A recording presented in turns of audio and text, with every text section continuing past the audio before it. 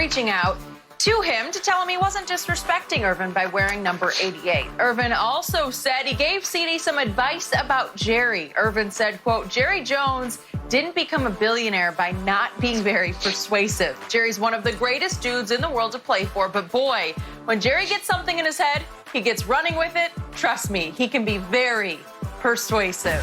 Shannon, what is Irvin trying to tell CeeDee Lamb here? Skip, Michael didn't need to tell CeeDee Lamb Jerry was persuasive. CeeDee Lamb's wearing 88. CeeDee Lamb tweeted he wanted to wear number 10 in honor of DeAndre Hopkins, who was his favorite player. He's wearing 88. And the only reason he's wearing that number is that Jerry not only implicitly implied, he explicitly stated that he wanted he wanted CeeDee Lamb to wear the number 88 because of his good friend from college, who was a confidant later, wore 88 in college. So he didn't need to tell CeeDee that Jerry can be persuasive. CeeDee's wearing 88. But here's the crux, what Michael is basically saying. Skip, you see, Jerry Jones has a very unique relationship with Michael, with Dez, and Zeke. At some point in time or another, they needed Jerry and his power to do a favor. That's the difference between them and Dak. You see, Skip, you remember last year when Zeke was holding out and Jerry was like, Zeke who? And they asked him, and he said, I've earned the right to joke with Zeke. You see, Skip, if I do you a favor to the magnitude of what Jerry has done for these guys, you damn better believe I've earned the right to joke. And joke all the time if I feel like it. That's the difference. Michael, in his own sort of way, says, okay, Jerry can be persuasive, especially if, you see, he can't be persuasive for Dak. Because Dak, like, I'm going to keep my nose clean. I'm going to be cool over here. I'm not going to need you to pull any strings for me. So I'm going to be over here sitting down, and when y'all ready to do this deal, come see me. That's what Michael was talking about, Skip Bayless. You know that Jerry carried a lot of weight in Dallas. There is nothing that happens in Dallas with a football player that Jerry Jones does not know about before it hits the media. Trust me.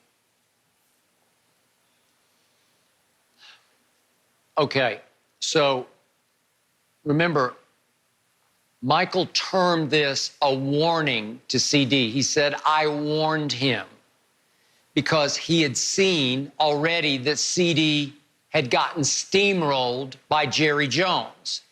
And you have to understand how to manage Jerry. If you're a star under Jerry, playing for Jerry, you have to stay on Jerry's good side, because his good side can be great for you. But it's a fine line between being able to stay on his good side, but being able to stand up to him occasionally when you believe you're right. And be able to be able to manage him by reasoning with Jerry Jones. Jerry is a reasonable human being if you'll sit him down and talk it through with him.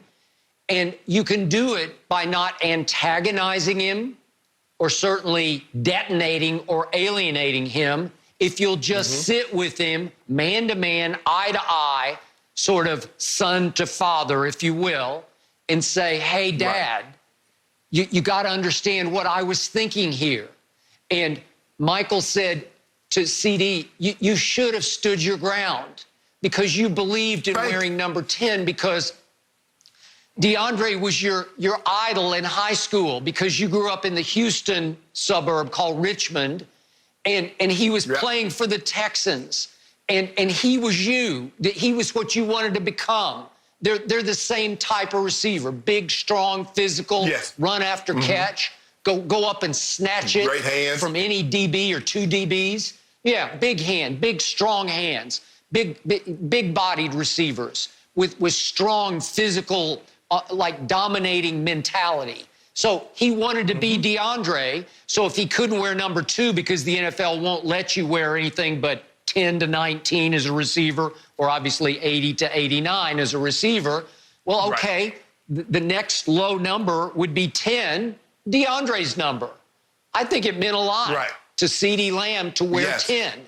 Yes. And now he could establish his own new identity, and that's what Des even tweeted, B-U-Y-O-U capitalized. Yes. Yes. So he was trying to warn him, this is how you have to manage Jerry, because to your point, Shannon, Jerry can be the greatest friend in Dallas you ever had, because yes, he will make calls and he will call in favors. And God only knows how many calls or favors he called in for Michael Irvin. Michael, as we all know, was involved in any number of career-threatening scrapes and situations and incidents that I can't even try to describe on live national TV. But he was involved in some really ugly stuff.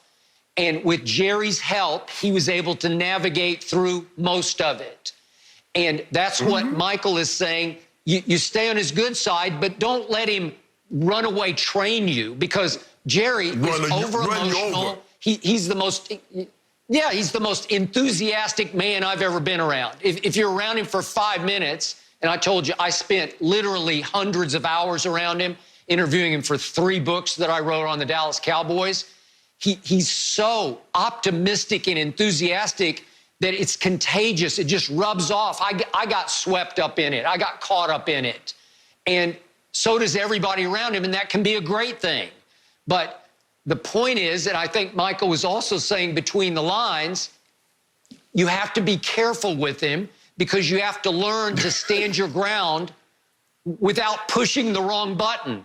Because, once again, we talked about it earlier in the show, Jerry has a long fuse to his temper, but when it blows, it just explodes. And I have witnessed it go. And when it goes, you cannot get it back. You can't undo it. You can't reason with him. You can't talk him off the ledge, because he's already jumped off it. And one night, as you know, at the league meetings in, of all places, Tampa, Florida, after they had won 2 Super Bowls together, Jerry Jones, Jimmy Johnson, Jimmy was with all the assistant coaches at a restaurant, and they'd had a few, and Jerry just happened to see all of his coaches at the same table and walked over and proposed a toast to the Dallas Cowboys. They'd won 2 straight Super Bowls. And everybody toasted at the table except for the guy at the head spot of the table, Jimmy Johnson. And he tried again, to the Dallas Cowboys. Everybody clinked their glasses the second time. And at the end of the table, the head of the table, Jimmy just glowered at Jerry because he was sick and tired of him, and I get it. I don't blame him for being sick and tired, but he had humiliated Jerry in public one too many times. Jerry will always be the boss. In the end, he has final say, even over one of the greatest coaches ever, Jimmy Johnson. And that was that. The long fuse had burned and burned, and he exploded, slammed his drink down on that table, stormed out of the restaurant, went straight back to the hotel, saw 2 Dallas reporters sitting at the bar, called them over, and he said 2 things. He said, I'm going to fire Jimmy Johnson. And they were just like thunderstruck, like they thought he was joking. And he made the point that there are 500 coaches out there who could win a Super Bowl with this Cowboy team because it was so loaded. And I think he picked the 500th coach on the list, Barry Switzer, who'd been out of coaching, out of football for 3 years and had never coached a down in the National Football League. And as you know, 2 years later, they did win a Super Bowl with Barry Switzer. I'm a big Barry Switzer fan. But the point was, he snapped. And Michael was right in the middle of it because Michael played for Jimmy at Miami and loved Jimmy, and all of a sudden, boom, he's gone. Well, they all saw that. That's Jerry Jones, too. That's the darker side of Jerry that you don't ever want to provoke. So that's all that Michael was trying to say to young CeeDee.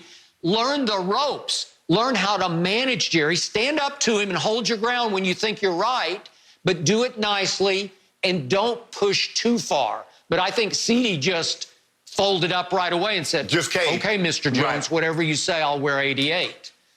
And that's what happens, Skip, because guess what, Skip? If you start, see, Skip, you can all, if you start out saying no,